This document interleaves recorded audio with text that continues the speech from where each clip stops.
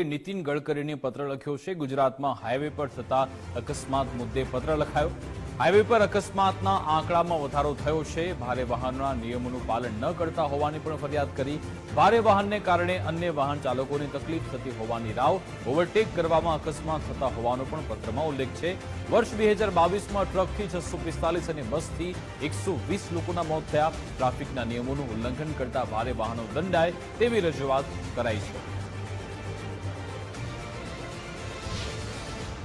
ગુજરાતના તમામ હાઈવેમાં તમે અત્યારે જોવા જાઓ તો જે હેવી ડ્યુટી વ્હીકલ્સ હોય છે, જેમાં ટ્રક, બસ અને ટ્રેલરનો સમાવેશ થતો હોય છે, આ તમામ વ્હીકલ્સ વાહન ચાલકો ફર્સ્ટ લેન એટલે કે રાઈટ લેનમાં પોતાના વ્હીકલ્સ ચલાવતા હોય છે।